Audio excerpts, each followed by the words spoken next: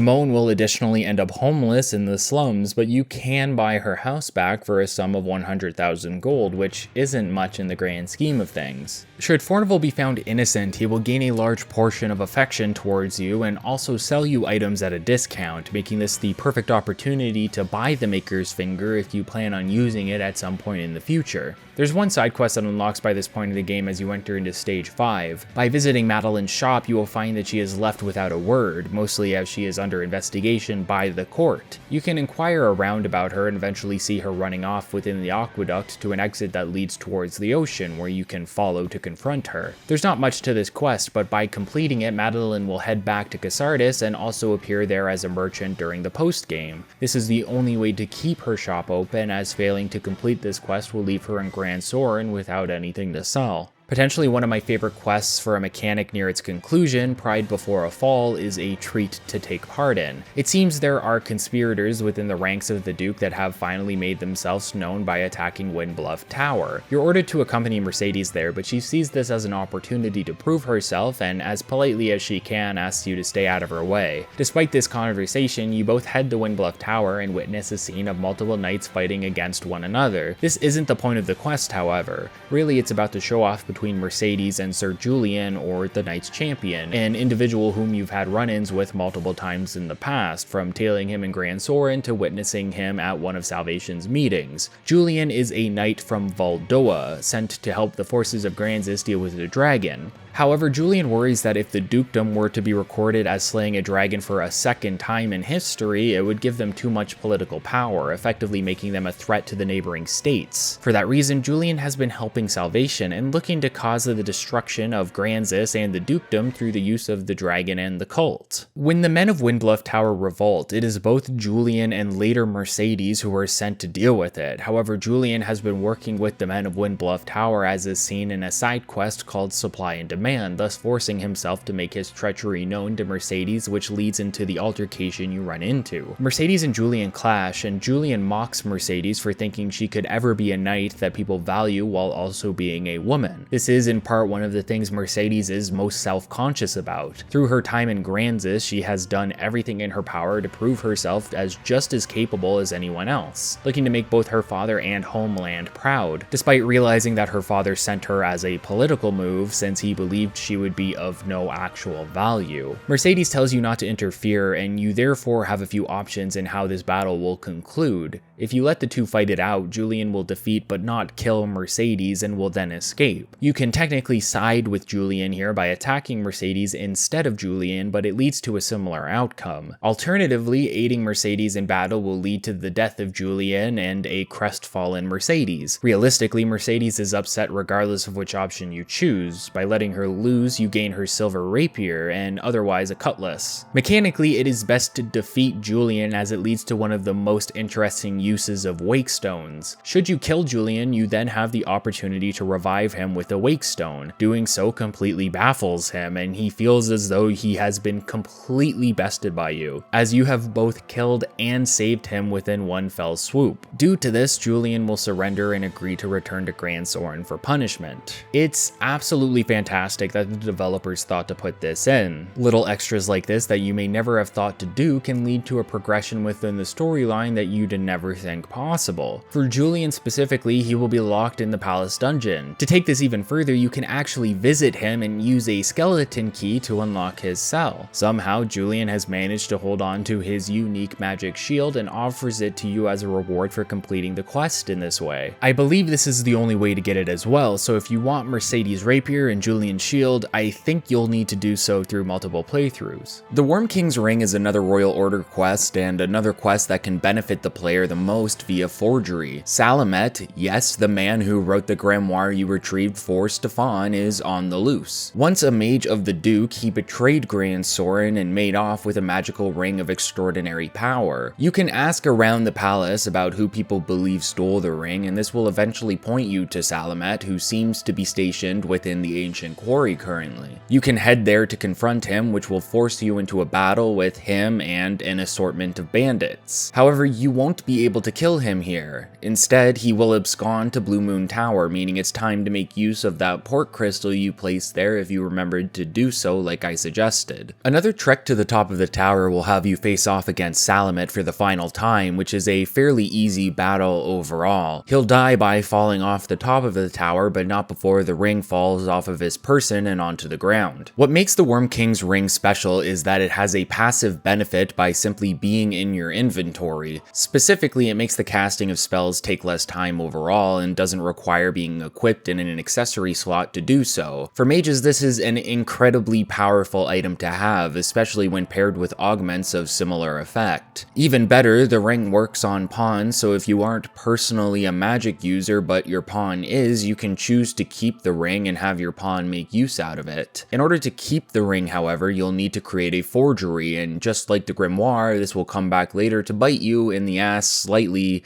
although not permanently. After completing the final royal order, you'll be requested to head to the mountain way castle near the water god's altar. Unfortunately, this turns out to be a trick to get the Arisen out of Gran Soren so it could be attacked while you are away. Luckily, you can simply teleport back with a fairy stone to find a cockatrice terrorizing the craftsman's quarter. The cockatrice is a perfect time to mention that the game does not fool around when it comes to certain status ailments. For example, the cockatrice can inflict petrification, which will begin to turn the victim into stone over time. If you do not have a curative on your person, or a mage that can cast Halidon, this will kill you after a set amount of time, or permanently kill a pawn until you return to a Riftstone. To complete this quest, you just need to make the cockatrice flee, or kill it through heavy, consistent damage, and your reward will be based on if you manage to protect some crates of the dukedom that can be destroyed by the thrashing of the beast. I did not know that until looking into it in this video. I did not know you had to save some boxes. I always just killed the cockatrice. After reporting back to Aldous, this immediately leads into the next quest, Reward and Responsibility, in which the Duke seems to have a quest for the Arisen that would send you far from Gransys for an extended period of time. What said quest is never fully explained. I believe it could be surmised that the Duke is trying to get you as far away as possible as to prevent you from confronting the dragon. However, this is ultimately not possible as a pressing event is soon to occur. Before that, however, the Duke has a reward for you, the man that tried to sleep with his wife, and escorts you to his treasury where he attempts to open a chest with a special lock that can only be opened by the Wyrmkings Ring. Since we created a forgery of the ring, it will unfortunately not open, and the Duke will question if the magic of the ring is wearing out. You can come back here later to open the chest and receive a paladin's mantle. After attempting to open the chest, a soldier will inform the Duke that an area known as the Great Wall is being attacked by Salvation, and your orders will be changed to go defend the location from the cult. We're now in stage 6 of the storyline, and on our way out of the palace, you can talk to Mirabelle that will deliver the news of the fate of Eleanor. As it turns out, the actions between the two of you have caused the Duke to force her to be locked up within an area known as the Blighted Manse. Mirabelle will get you a set of knight armor that you can wear as a disguise to sneak in and make your way to Eleanor's bedchamber, where you can then begin the rescue operation, but not before some intimacy between the two of you during a fade to black. It's more involved than you might think in order to get Eleanor out of the manse. Since you can't take her through the front gate, you have to escort her through the lower level sewers and dungeons, which are fairly elaborate and full of enemies to take out along the way. Additionally, there are several gaps where you may be forced to carry Eleanor in order to help her across them. Eventually, you will be reunited with your pawns and make one final push back out into the fresh air. Before this, however, you should consider giving the Arisen's bond to her as a gift, or before the quest entirely, figuring out who you are going to present it to. It's not necessary to do so in order to have a beloved by the point in which Grigori will kidnap them, but it will affect a cutscene slightly later.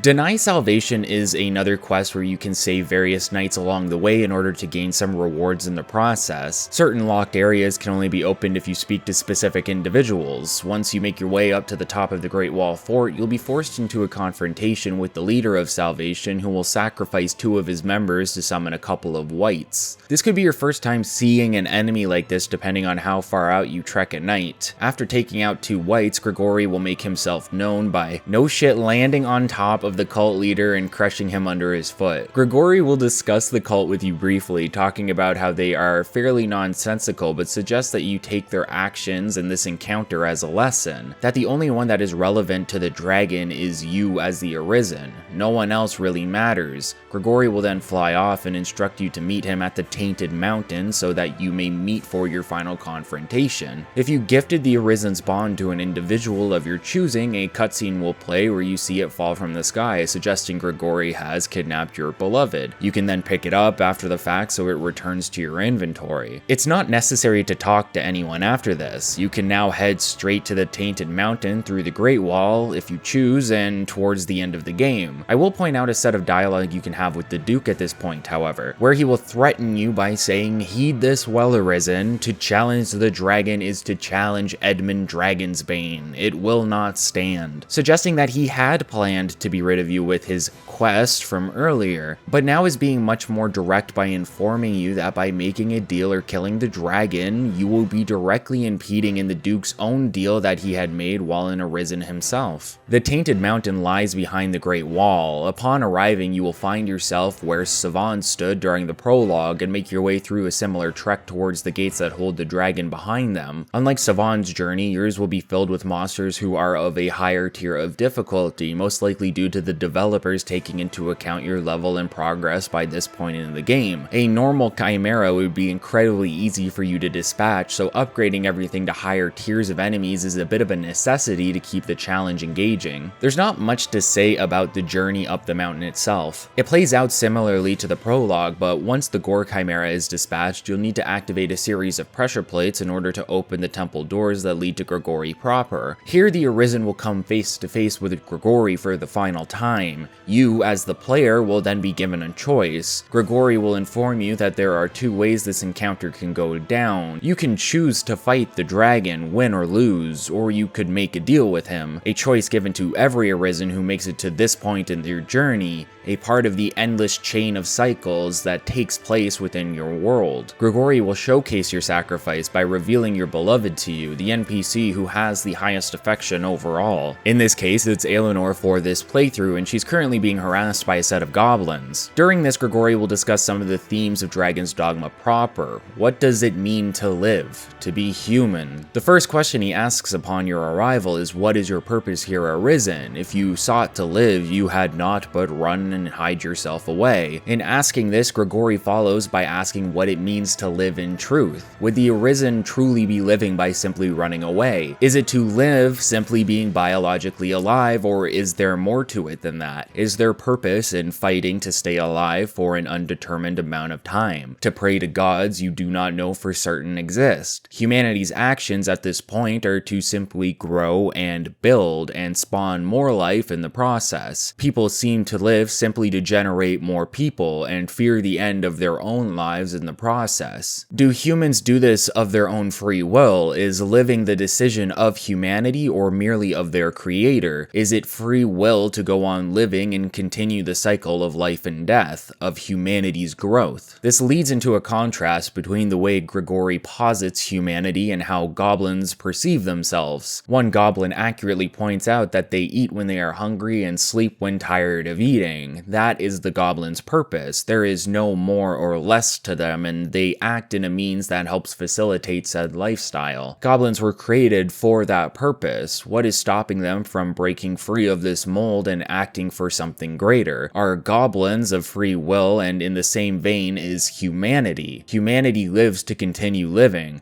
Goblins live to continue living as well, just for more basic desires. In a simplistic, surface-level look, humanity and goblins are one in the same. Grigori states that goblins go on living through simple fear of death, but then is humanity not doing the same? Or does humanity have something about them that allows them to live for more? Not necessarily. Goblins yearn to live. It's their base carnal instinct to continue living and to manage this by any means necessary.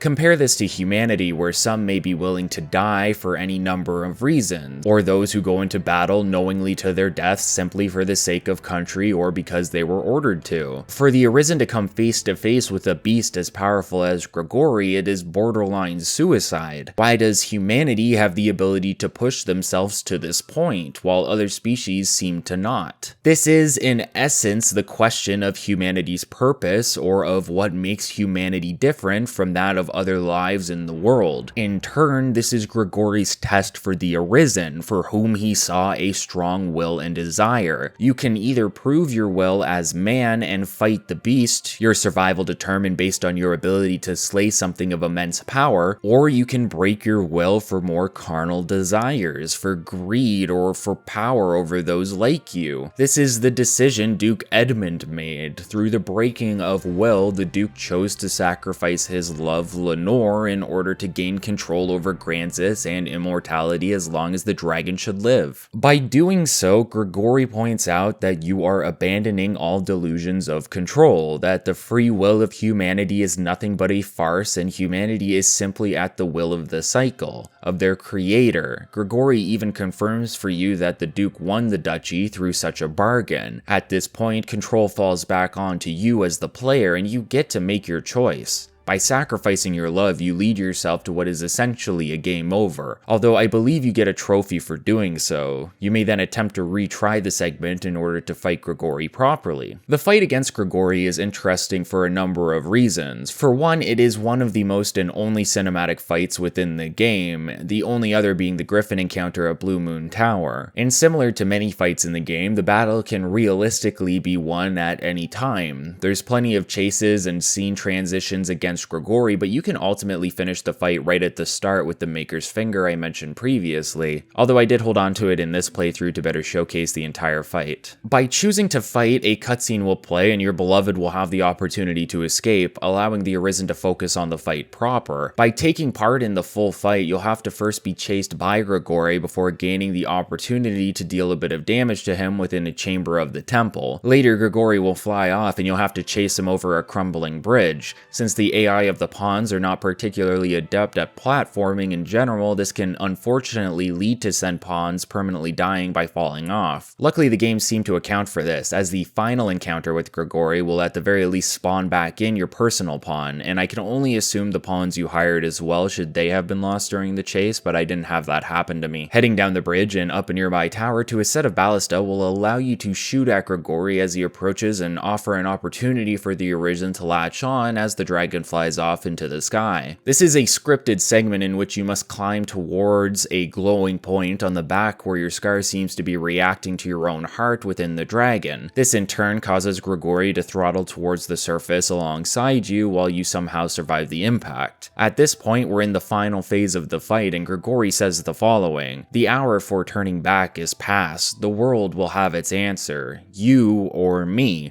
Death or life beyond. If you would gain aught, give your all here and now. Such is the contest you have chosen. Aye, raise your weapon, your teeth of steel, your blood-red voice. Show me your power arisen. Prove yourself worthy of what lies beyond my corpse. Show that you possess the strength to still my heart, the will to do it, the soul. Slay me, and with me death itself. Stay the fires of destruction." Grigori is more heavy-handedly telling you now that this is a test. You must be the one to prove yourself to Grigori in order to see what lies beyond. For if you cannot kill Grigori, the cycle will continue until the eventual energy death of the world. Grigori is not the end of this journey, but merely a check to see if the Arisen is worthy to handle what comes next. The battle during the aftermath of the dragon that we will see within the post-game. That's what the cycle has been the entire time, a test to see if there is a member of humanity worthy to face that of which is stronger than the dragon, and we will soon learn that means facing God himself. If you die during this cutscene, Grigori will even comment that he must find someone else to awaken and try again. It is Grigori's purpose as the dragon of this cycle to find one who may stand up and face that which is the cycle itself. He will point out how he remembers this sensation and pain as something he had once inflicted himself in the past, how this battle will lead to the very heart of creation itself. In fact, this helps us better understand the backstory of Grigori and dragons as a whole. Dragons are the creation of fallen Arisen. Should an Arisen die, they may be used by an individual known as the Seneschal in order to create a dragon that can either walk freely through Gransys or be used as the arbiter of the cycle, depending on the strength of the creature. Said strength is most likely based off of the will of the Arisen who passed on. Grigori then, at one point, was most likely an Arisen, one who faced the same battle you are facing currently, and one who ultimately failed at some point along the way. Once defeated, Grigori informs you that you have managed to potentially buy a time for this world, to allow it to keep living longer, depending on what happens next. Grigori brings destruction, sure, but he is not what would end the world. That is something else we will consider later on in the post-game, a truth the Arisen will see staring back at them from its utmost depth.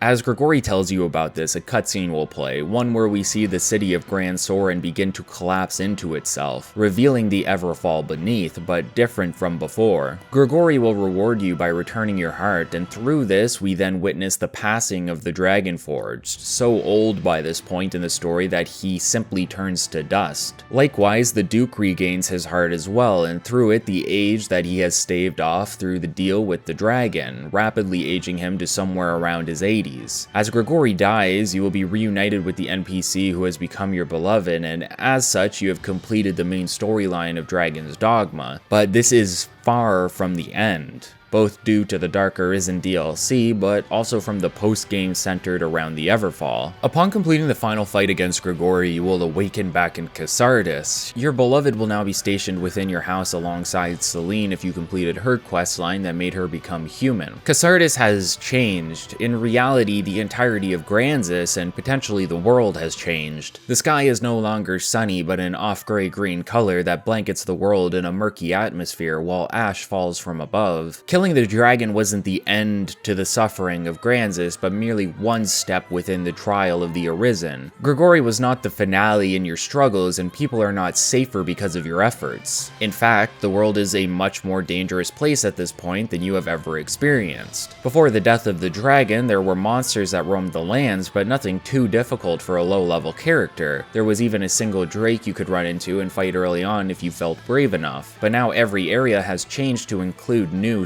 stronger variations of monsters. Cassardis to Gran Soren appears to be the most affected by this. Just outside of Cassardis is a gore chimera on the nearby beach, and throughout the plains of Gransys and within areas like Blue Moon Tower or the Water God's Altar, various forms of lesser dragons are littered about for you to challenge. All of the equipment you wore during your battle with Grigori will now be considered Dragon Forged. This is one upgrade rank higher than that of 3-star and considered the highest rank overall before the release of Dark Arisen. Dragon Forging is technically possible even before fighting Grigori, as there is a Drake who has the opportunity to produce the same effect. However, while the fight against Grigori is guaranteed to Dragon Forge the entirety of your equipment, other fights against most dragons are not so guaranteed. When fighting a lesser dragon, there is only a chance of a piece of equipment being Dragon Forged, a fairly low chance at that, and one that is only raised through raising its normal star ranking. A 3-star weapon, for example, has a better percentage chance of being Dragon Forged than that of a 1-star or 2-star weapon. There are ways to guarantee Dragon Forging within the post-game, even before the release of Dark Arisen, and we will discuss said challenge a bit later. In the meantime, it's a good idea to visit Gran Soren to properly see the aftermath of your battle. There's a side quest that involves you visiting the Duke within the Noble Quarter. Within his office, the Duke will ambush you, now old and frail due to the effects of the dragon's death. The Duke is paranoid of the situation and blames you for his old age, believing you must have made a deal with Grigori in order to take over as the Duke yourself. Edmund does not believe it is possible for man to fell such a beast, or rather he is so racked with guilt over his own choice that he has to refuse to believe it, else suffer the entirety of his guilt head on. For that reason, Edmund attempts to fight you, although there isn't much he can do. After defending yourself, the two of you will be flung onto a nearby balcony and guards will arrive, shocked at the sight of their once young Duke, now old and frail. Edmund will claim treason against you and you will be forced to run from the scene. All knights will turn against you, some even suggesting they always expected you to be a traitor, and you will be forced towards the giant gaping hole that is formed within the urban quarter of Gran Soren. As you arrive, you look into the depths of the Everfall, which seem to extend past the bottom you reach near the beginning of your journey, and through it you see past the bottomless pit and into the sky of Gransys itself, doubling back on yourself as Grigori's words about the truth of the world through its utmost depths ring back in your ears. Somehow, it seems like the world of Dragon's Dogma is in itself a cycle.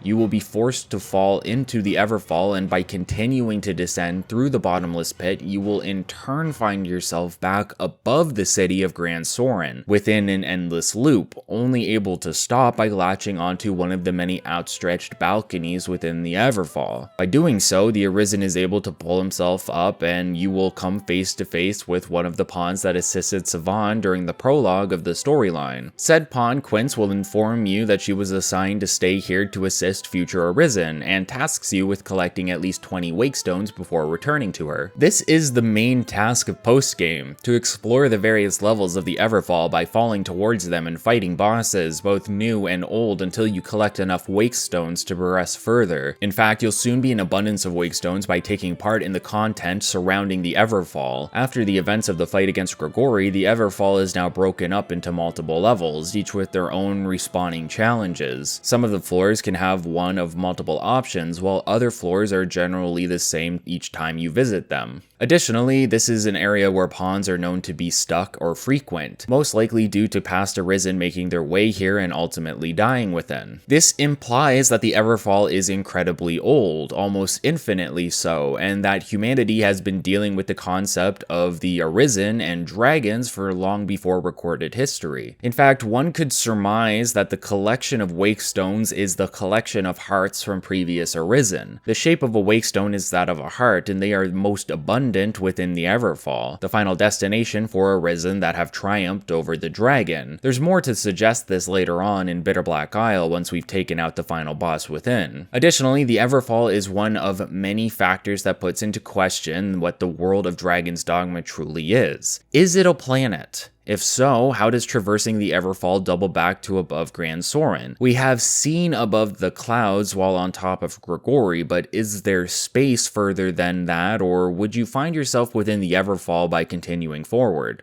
or upward. There's a day and night cycle, but there's no moon. Are we on a planet, or are the logic and natural laws of this world different from how we perceive our own? Mechanically, the Everfall has 16 levels overall. Each level has an assigned boss or trial for you to take part in. Sometimes there's not even a boss at all, and you simply need to clear a set of mobs and open several chests along the way. Other times you may find yourself fighting a combination of Gore Chimera, a regular Chimera, and a Lich, while the same room could instead feature a Drake. It's pretty static with some variance here and there. Levels will generally have pawns within, some levels even having merchants that sell fairly powerful gear for this point you are within the game's progression line. The best gear overall is found within Bitterblack Isle, but there was a time that the Everfall and the optional raid boss were the best options you had after killing Gregory. In terms of design, the Everfall is a gauntlet of boss fights. It's a means of helping you get better gear while also leveling up fairly quickly. Bosses like the Hydra finally make consistent appearances within the Everfall, allowing you to fully fight the enemy you only had a taste of back near the beginning of the game. I don't think I've mentioned it yet, but Dragon's Dogma has 200 levels total for the player and their pawn, and I believe you only need around 40 or 50 to beat the game and head into New Game Plus. Thus, the point of leveling before Dark Arisen was released was for the sole purpose of being able to fight the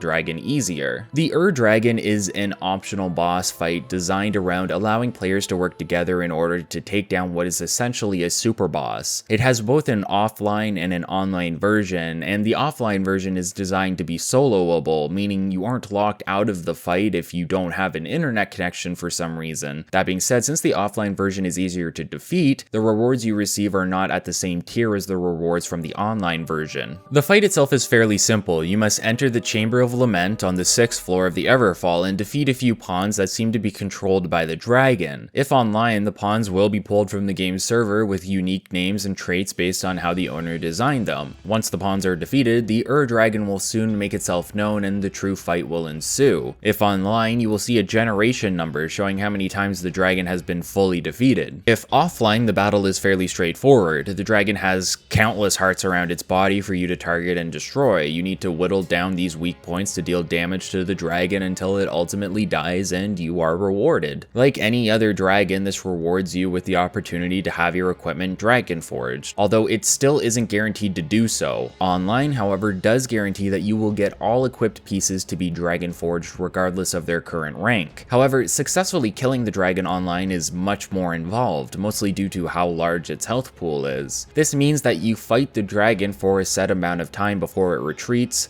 then the damage that you allocated is stored and passed to the game's server. Now, anybody that goes to fight the dragon after this point will be fighting one with slightly less HP than the previous encounter. You can challenge the dragon within its generation as many times as you want, and as more and more players help out at a given time, the dragon will lose more and more health overall until entering what is known as a grace period. Technically, the dragon could appear with more health and hearts than you have previously dealt with. It isn't confirmed as to why this is, although speculation suggests that there are several servers hosting several dragons that consolidate their health pools and average them out from time to time. Additionally, to prevent cheating, they even have a damage cap that does not access the server if the player has dealt more damage to the dragon than should be possible. During the grace period, the dragon will only have 0.1% of its health. This is to allow players to get their actual kill in so that they may be rewarded, with said rewards being based on how much you helped out within the current generation. Killing the dragon will always give you some of the best rewards, but having taken part in several battles and dealt over certain thresholds of damage, you will accumulate bonus rewards as well, wake stones, fairy stones, and random rewards. If you're worried about losing access to the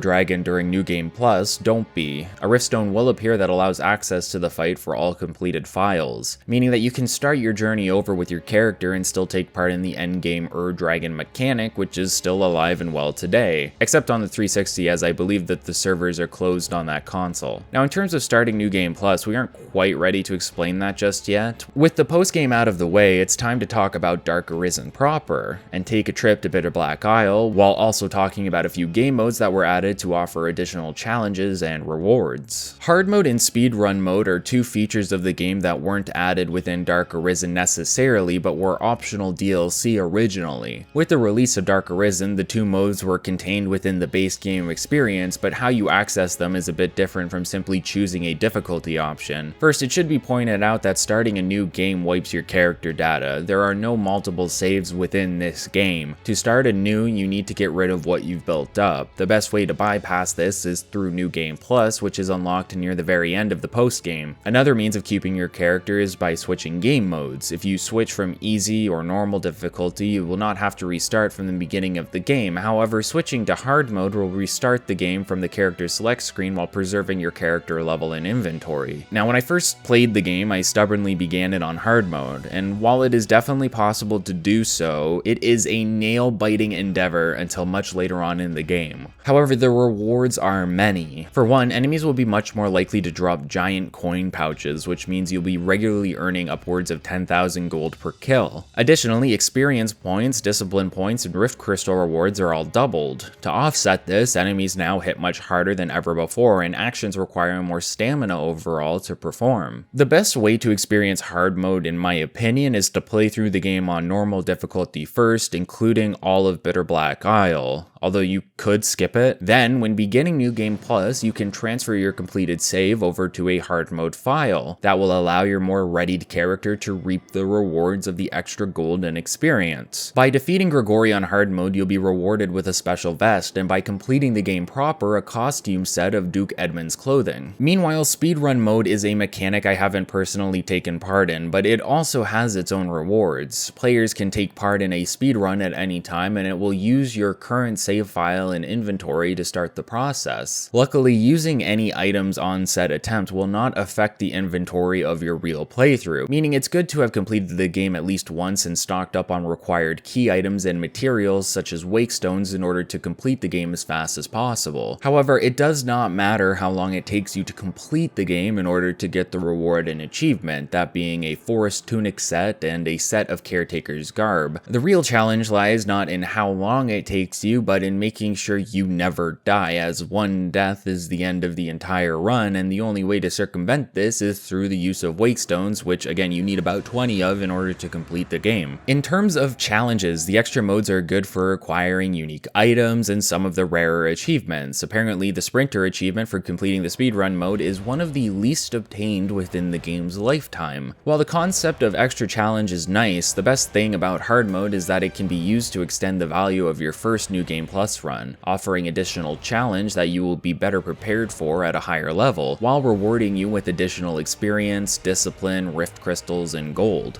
While it's great that Dark Arisen consolidated all of the game's DLC and extra content into one product, the real addition is that of Bitterblack Isle, a new location for the player to explore that brings with it the toughest challenges within the game, and within that, the greatest rewards. In order to access it, you must approach the pier within Cassardis at nighttime. Here, you'll meet with Olra, a woman lacking the memories of her past, one who feels compelled to not only venture to the Isle, but take you along with her. If you agree to go, you will begin the storyline of Dark Arisen, but will still have the ability to return to Cassardis from the Isle's entrance at any time. Olra looks to bring any Arisen willing to aid her to the Isle, but she doesn't know why she needs help in the first place. In truth, she is an Arisen, possessed by a pawn of the same name who is being used by her to bring other Arisen to the Isle in order to deal with a being known as Damon, an Arisen who has been corrupted in some way and now dwells within the depths of the Isle. You may be asking yourself how this could be. How could an Arisen still be alive, especially after we have just killed the dragon? Edmund, the last to have interacted with the dragon before his own cycle, aged into his 80s or so with the death of Grigori. That would mean that any Arisen prior to this should be of an age that would leave them extremely old, if not dead. Yet Olra and another Arisen we are soon to meet seem to be fine. Why is this? Well, there's a lot of little things to make note of within the Isle to suggest that it is between the world of Gransys and potentially various others. For one, Bitterblack Isle has a moon, something that does not exist within Gransys, and on top of this, it is always night here with no cycle into day. Additionally, areas within the game that connect do not always make logical sense based on the layout of the island, suggesting that there is a magical or supernatural element at play similar to something like House of Leaves. One could then reason that Bitterblack Isle is similar to to the rift and accessed via multiple worlds or timelines. Alternatively, it may just be a magical hub within Gransys that bypasses the effects of certain elements such as the dragon. However, this wouldn't explain how Olra managed to meet us within Cassardis. It is much more likely that Olra and the other Arisen we are to meet come from different worlds with different dragons, some of which are still alive at this point.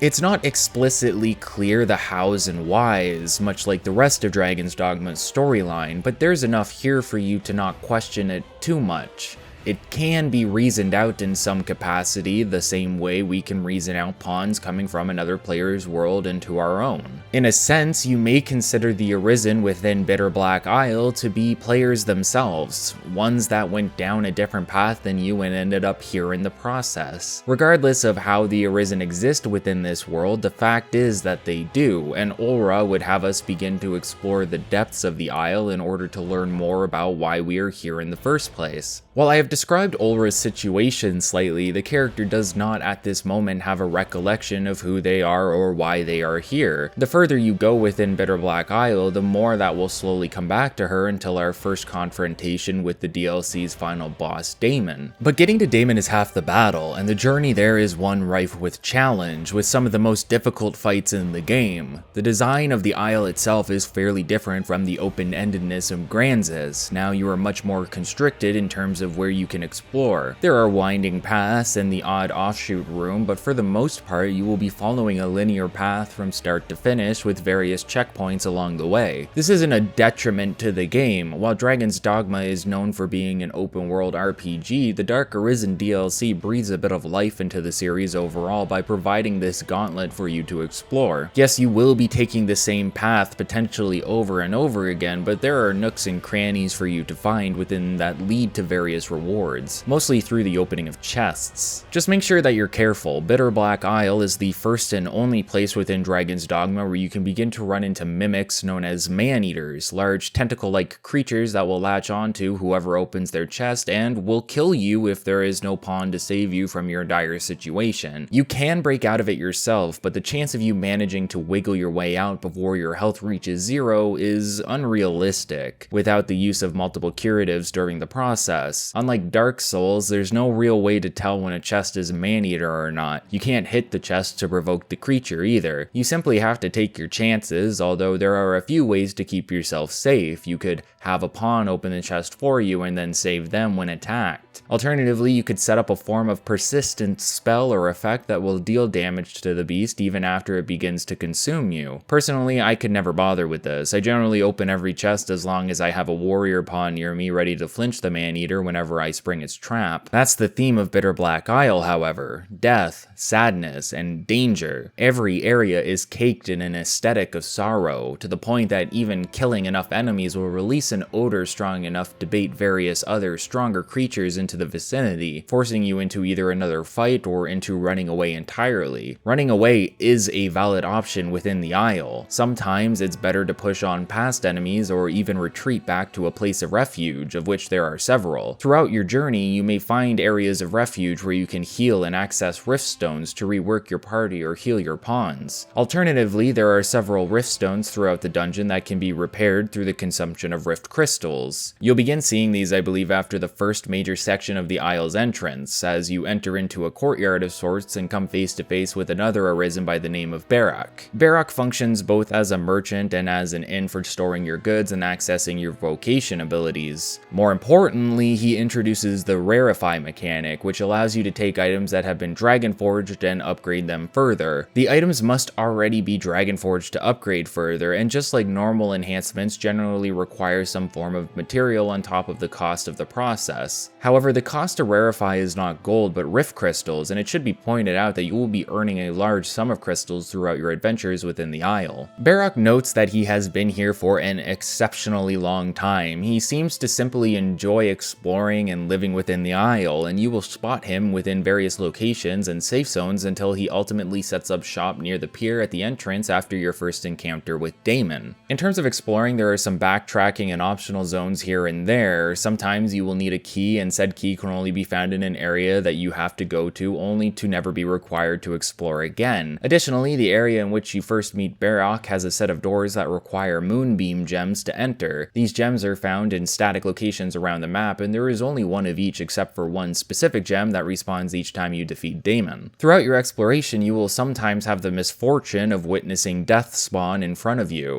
Is that the Grim Reaper? In terms of battles, death is purely optional. Similar to the Dragon, his health is constant, and any damage you deal will be persistent throughout each encounter. That being said, it is best to simply run from death until you are absolutely sure you are ready to take it on. Attacks from Death's Scythe are guaranteed instant kills for you and your pawns, and Death also has the ability to permanently remove your pawns from the game until you reach another Riftstone. Really, Death is here to simply add a sense of urgency to the encounters within the game. No matter how hard or easy a battle may seem to be, there is always the chance that Death is creeping up on you around the corner, which is a more on-the-nose take of the themes surrounding Bitterblack Isle. As you progress through the Isle, you will find yourself in combat with static bosses, such as the Gazer, which appears to be a larger, higher-tier version of the Evil Eye, and the Dark Bishop, who summons a zombified dragon that he can also possess.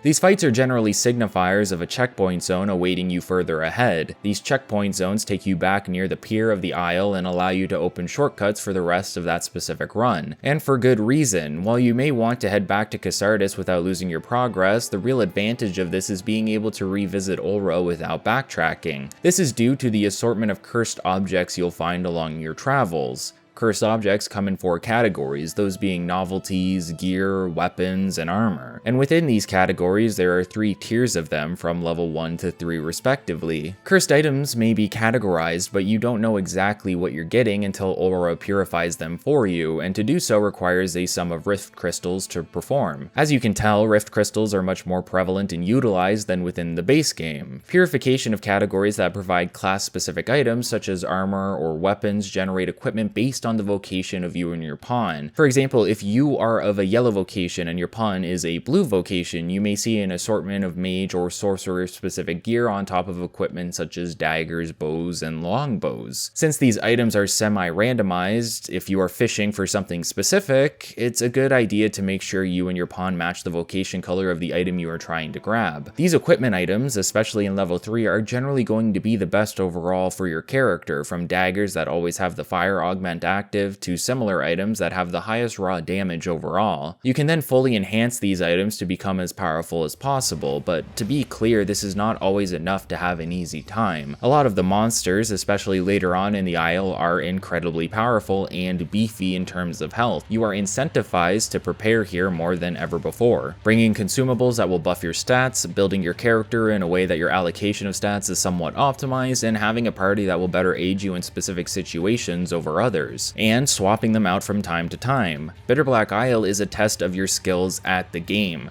Being level 200 isn't enough here. Sometimes having the best equipment isn't enough here either. You need to both practice and prepare to the best of your ability if you want to succeed. Novelties specifically offer you an assortment of items from purification, but more importantly, they can unlock what are known as secret augments for you that are equipable on both yourself and your pawn, and can be used on any vocation similar to normal augments. They even take up the same slots. Essentially, these are just new passive options for you to choose from to better fine-tune your character overall, but none of them are particularly necessary. I managed to get through 2 runs of Bitterblack Isle without using them, although it was a pain to do so since I wasn't fully preparing or optimizing during the process. Bitterblack gear will provide an assortment of accessories, again some of these being dependent on vocation. Special rings in the game can often be worn to upgrade certain skills you use already. Generally, your skills will first be unlocked and then get an upgraded form through purchase at the inn. There are rings, however, that allow the further upgrade of specific skills if you manage to get your hand on one. Making Making your way through Bitterblack Isle is a challenge, but it is far from impossible. Like any other mob in the game, those within the Isle have their own sets of strengths and weaknesses which you can exploit. Additionally, certain areas will even have special urns where you can spend rift crystals to cause an area of effect attack against all monsters within. One special set of mobs includes pawns that have lost both their Arisen and their minds. These pawns are highly effective combatants and can easily overwhelm your party if not ready for them. Similar to the bandits you have faced early on near the Witchwood when starting the game proper. As you approach the final area of the dungeon, you will find yourself in an underground town. Why there is a town is somewhat explained through the backstory of Bitterblack Isle that can be claimed through the collection of pages for the Monument of Remembrance, a large slab of text found near the entrance of the Isle. By finding these hidden slabs throughout the dungeon proper, the player can return to learn the backstory of the location through excerpts of several individuals, at least 2 of whom are Arisen. The accounts tell the story of Gret, an individual who has become the Arisen after coming into contact with her world's dragon. During her journey, she came into contact with her main pawn Ulra, who I mentioned earlier is possessing the Ulra we know near the pier. Gret and Ulra also met a young boy by the name of Ash, whose village has been burned down during the destruction caused by the dragon. Ash traveled alongside Gret and Ulra up until the point that Gret, like every Arisen, had to face their dragon. Gret was successful at defeating her dragon, but still had to deal with the final challenge that we are still personally making our way towards, the Seneschal. A battle with the Seneschal ensued and Gret ultimately fell in battle, in turn becoming the next dragon to continue the cycle. While part of her humanity still remained, Gret sought out Ash and made him into the next Arisen. Ash, who had fallen in love with the pawn Ulra, made her his main pawn so that he may go on to fight the dragon who wished for Ash to end her suffering. The Fallen City then is most likely a memory of the home of Ash, as just beyond it is the sanctum in which we will find Damon.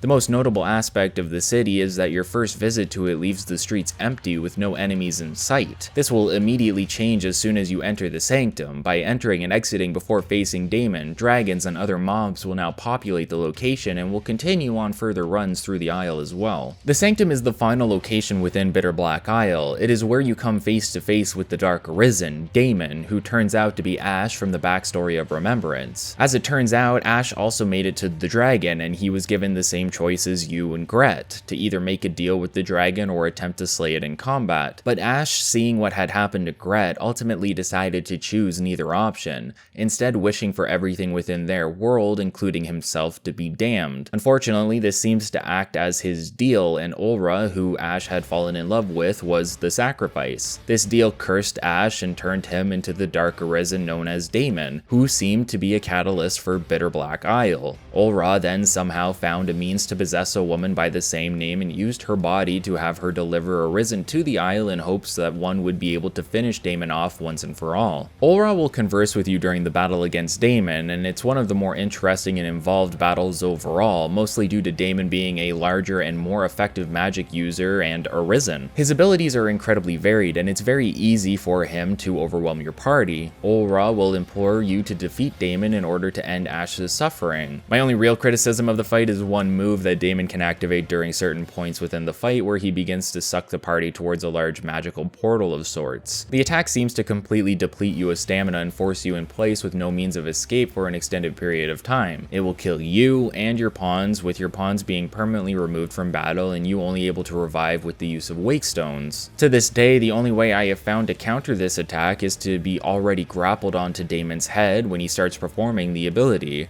This seems to prevent you from losing all of your stamina and also allows you to flinch him out of the move and then effectively flinch him again soon after to lead into an extended down or topple that offers a large opening for you and your party. However, I have had situations where even grappling during the beginning of the attack was not enough and I somehow was launched off of Damon, leading to a failed boss attempt due to the fact that all of my pawns would be removed from battle. It's finicky. I believe you can use a brief opportunity as he winds up the attack to jump onto him, but other than grappling, I am unsure if there is a proper counter, especially once you're in the vortex. I believe from a distance, the vortex may not affect you, allowing you to flinch Damon using ranged attacks. Other than that though, the battle is incredibly engaging, even if it is fairly easy for an assassin to cheese it overall by climbing onto his head and using skills to melt his HP bar over a short period of time while flinch locking him. Defeating Damon will leave his corpse on the ground while freeing the Spirit of Ash. The player can receive a few rewards from a nearby treasury room before heading back to the pier in order to watch a cutscene cutscene where the spirit of the pawn Olra and the spirit of Ash are reunited. The human Olra understands now why she was here, due to possession, but decides to stay in order to continue helping you with your ventures through the Isle. Once you leave the Sanctum after defeating Damon, you are given a warning that you will not be able to return for some time. This is due to the Isle as a whole resetting for a second run. In fact, all of the locations will replace the majority of mobs within with those of a higher challenge. The fights will be tougher, but also more rewarding in terms of experience and loot.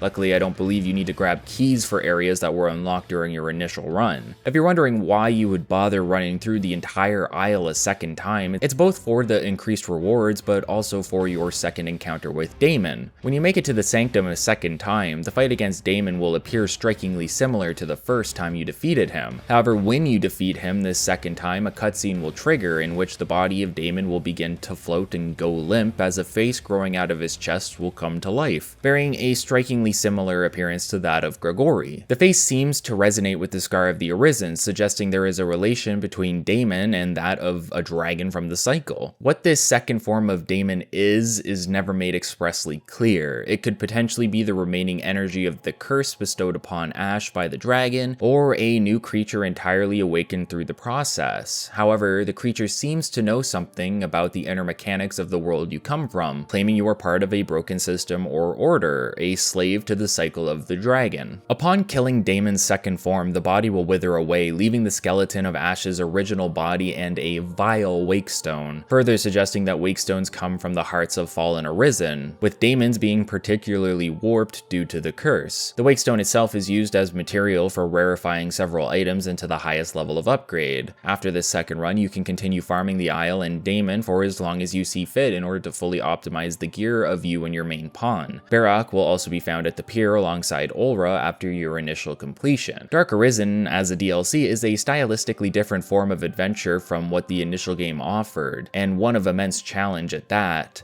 Overall, I remember finding the section more reminiscent of something like Dark Souls or even Ghosts and Goblins instead of an open-world RPG, but something that still offered enough off-the-beaten-path exploration and optional content to feel fulfilling. For me, Dark Arisen wasn't extra content necessarily. I have the perception of someone who started with this specific release, meaning it was available in the game since I first ever played, and that seems to be true for a lot of people introduced to the series overall. With Bitterblack Isle out of the way, there's still a few loose ends to take care of. While I've mentioned the Seneschal a few times in the past, I haven't gone into great detail as to what it is, nor its relevance within the post-game of Dragon's Dogma as a whole, but it's time to take a further final look at the Everfall by gathering the 20 wakestones required for us so we can bring them to Quince and begin the final trial that every Arisen must face or die trying to get to. One of the questions you may have been asking every time I've mentioned it is, super rad, what the hell is the Seneschal and how do I spell that? The Seneschal is both the final test and rank an Arisen can achieve during their cycle. It is to become the god or guardian of the world and to use your own energy/life force to create life and continue the cycle. In order for the world of Dragon's Dogma to function, energy must come from somewhere. This is described as coming from the high willpower of an Arisen who has become the Seneschal. Even one with a will strong enough to defeat the dragon and become god will eventually run out of juice, and therefore the cycle is a necessity, making sure that a new Seneschal is chosen before their time runs out. Otherwise, the world will eventually lose all forms of life, including the individuals living within, and thus cease to exist. For this reason, the Seneschal can bring about both life and destruction. It is the Seneschal who can create a dragon from a fallen Arisen and send said dragon out into the world in order to cause destruction. The dragon is then designed to find an individual of strong will who will have the opportunity to prove themselves by besting the dragon in order to eventually lead them to the Seneschal. This is the cycle of life, or the endless chain of Dragon's Dogma. The Arisen is chosen by a dragon and either succeeds or fails against the dragon,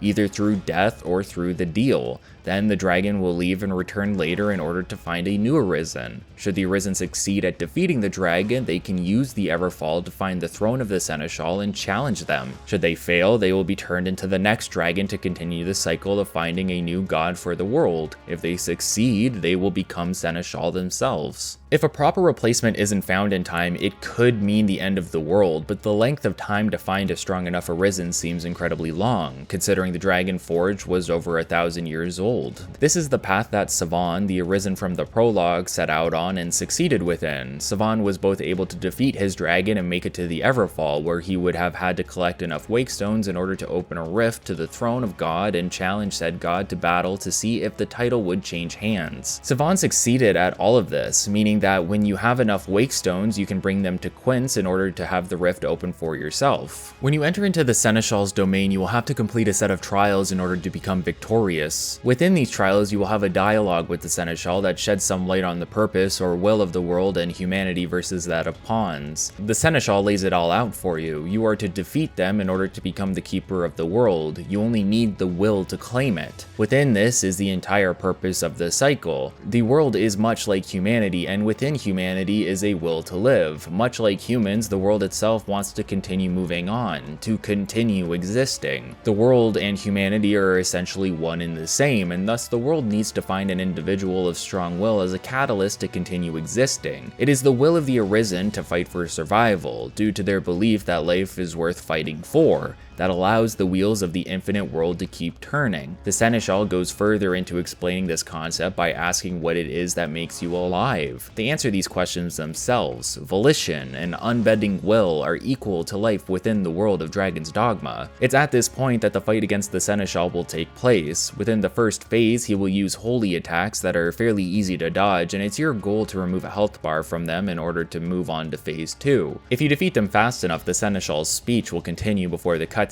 into the next phase begin. When the second phase does start, the Seneschal will give an example of his power using the ability of infinite creative potential to create a doppelganger of the player character. Just as the Arisen has the ability to summon pawns from infinite worlds via the rift, the Seneschal too has the ability to command all of existence. Any creature or form of life can be created by their will, whether this be human or beast. It's here that things become a bit more frightening in terms of existentialism. The Seneschal points out that there is no compassion or mercy within the world for humans. There is simply existence created by the Seneschal, and within that, humans are simply empty vessels driven by their desire to live. No different than the pawns you used throughout your journey. What makes humanity different is the ability to have a strong will, and to use said will in order to overcome any challenge presented to them. Thus, without will, there is no such thing as life. It is will and volition that makes a being human, and without it, they are nothing but a pawn. While not explicitly stated, this is why pawns have the ability to become human, because they have the ability to have a will to live. To want to be human and to want to live freely is in turn what leads to the bestowal of spirit, and turns pawns both into humans and into the likeness of their Arisen. I'd like to take a moment here to point out that there are 3 endings within the confrontation with the Seneschal, the first of which can be obtained by simply dying to their hand. By failing to defeat the Seneschal, the Arisen will be thrust out of the rift and back into the world proper, taking on the form of the dragon. Then the opening scene after the prologue will play once more, showing the cycle begin anew as a dragon much like Grigori is summoned into the world near Cassardis. However, this time it isn't Grigori who is within the vessel of the dragon, but you, the Arisen. This leads to an end credits scene, but a checkpoint will allow you to try again from where you have just died. Following this second phase of battle, the Seneschal will have another test for you, in which Cassardis will appear in the backdrop and you are given a choice. You are to either move forward to chase the throne of the Maker, or you can go back to Cassardis and live a life of peace, both of which are presented to you as valid options.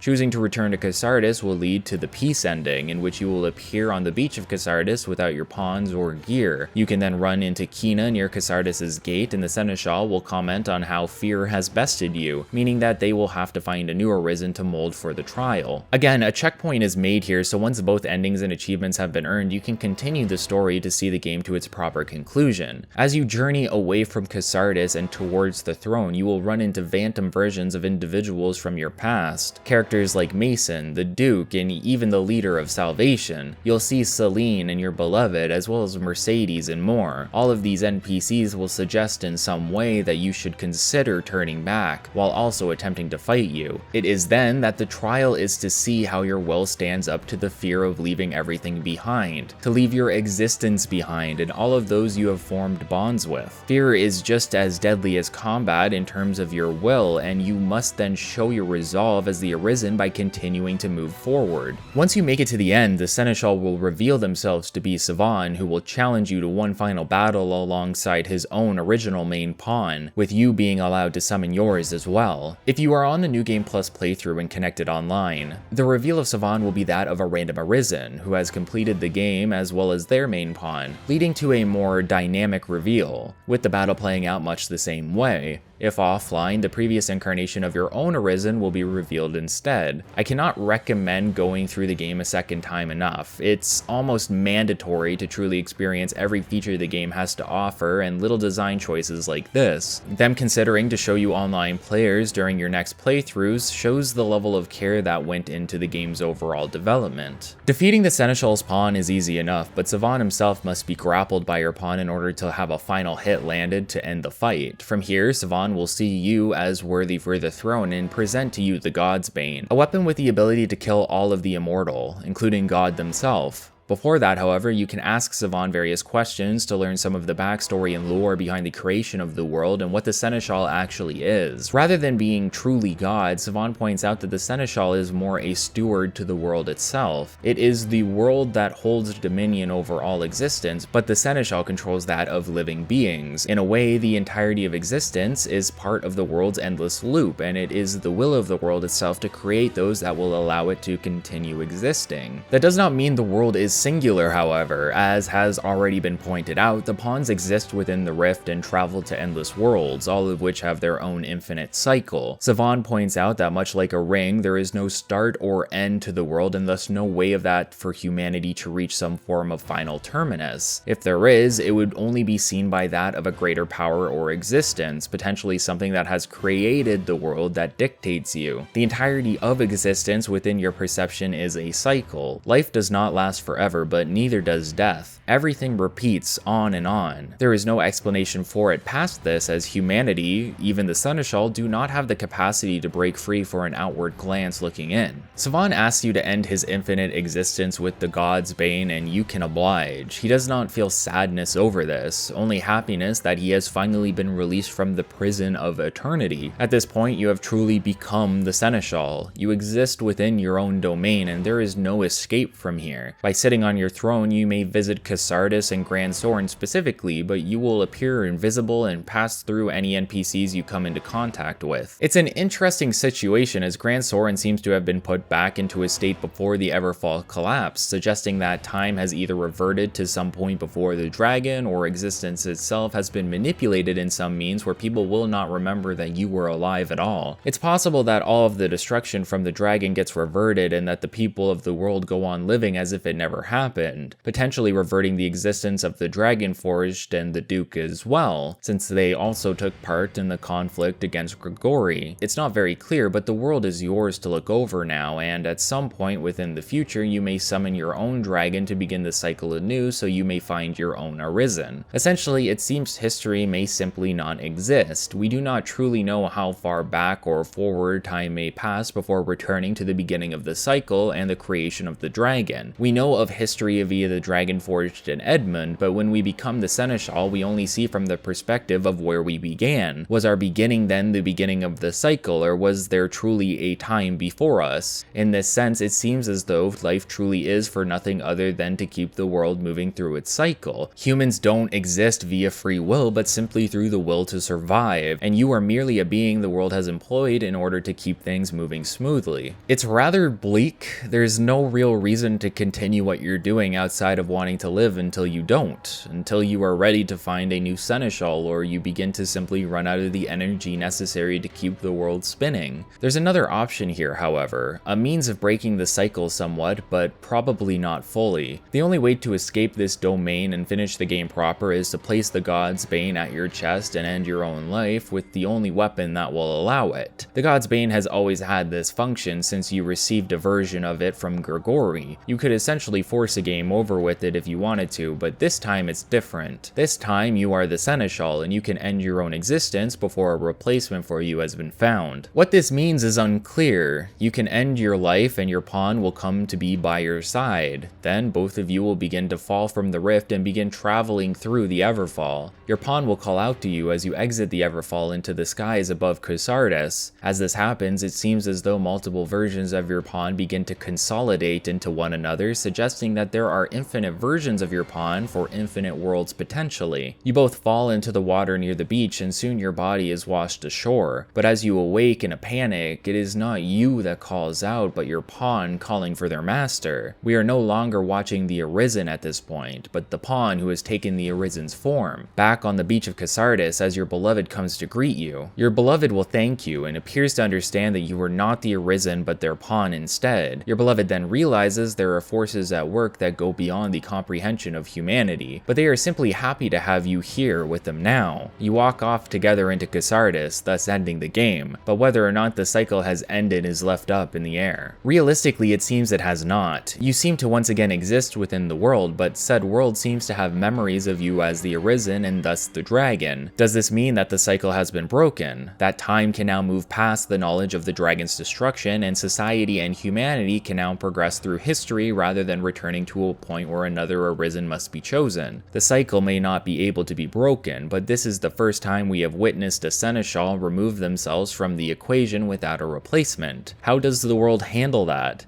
Does it have a contingency in place for this situation? We don't know.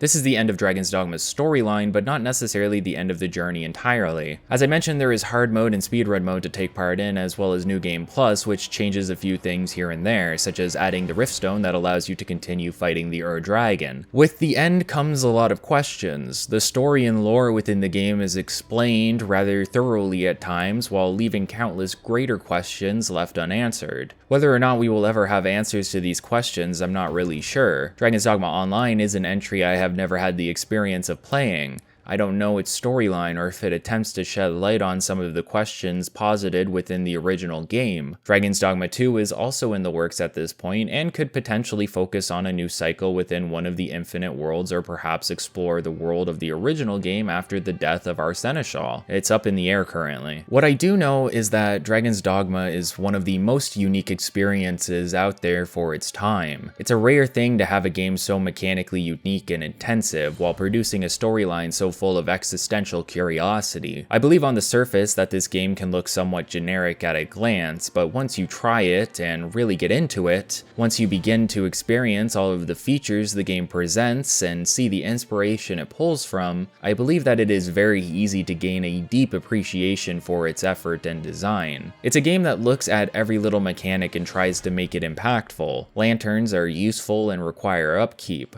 The pawn system is incredibly in-depth. Combat has countless possibilities, and monster design offers a variation of ways for you to handle any situation. It's a game with the charm and depth of some of the greatest open world RPGs out there, while having the systems in play that help it stand up to some of Capcom's greatest action games as well. You can tell this was a passion project for Itsuno, something he has always wanted to put out into the world, and you can see this through the effort to make every single mechanic feel important. Just as Itsuno wanted to prove himself with Devil May Cry 3 and excelled at doing so, he put that effort into Dragon's Dogma as well in order to create one of the most unique games ever released to the global market. If you haven't played Dragon's Dogma in the past, or if you have tried and fell off fairly quickly, please consider giving the game a chance. It's one of those experiences that simply gets better the more you explore and learn, and some of the questions it poses about humanity and the meaning of life may leave you with questions about will and existence of your own. The game goes on sale fairly regularly, and it's on almost every major console outside of, I think, the newest generation. It's worth giving a shot, even if just so you are prepared for the new sequel that is in the works. If you do try it, I hope you enjoy it, and please feel free to let me know about your experiences in the comments.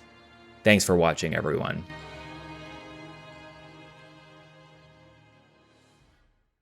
Hey, thank you so much for watching to the end of the video. It was a long one, so I'm very happy that you made it here. Shout out to all of my patrons for deciding to support me. Always very nice of you to do that. Also shout out to Manscaped. Shout out to Manscaped. Thank you, Manscaped, for the sponsor. I appreciate it. Very cool of you. Get an extra shout. They didn't even pay me for this extra shout out. If you want to support me, you can go over to my Patreon. You can find the link down below in the description. It would mean a lot if you felt like supporting me, but you don't have to. Just watching the video is always enough for me.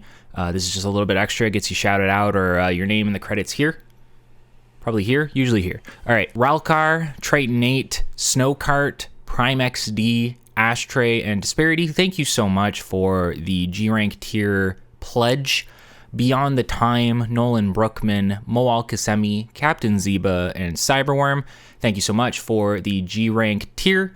Kathleen Medjuk, Crunchy Kauru, Jonathan, Strangely, and Rosaleo, thank you for the G-Rank tier, as always. Mr. Janky isn't actually on this list right now. I think he had an issue with his account or something like that, but he is pledged.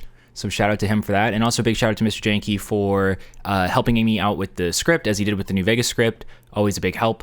Always a huge effort he puts in basically for free. So shout out to him. Thank you so much. Big shout out to Mr. Janky and to Manscaped and to you for watching. Thank you so much, and I'll see you next time.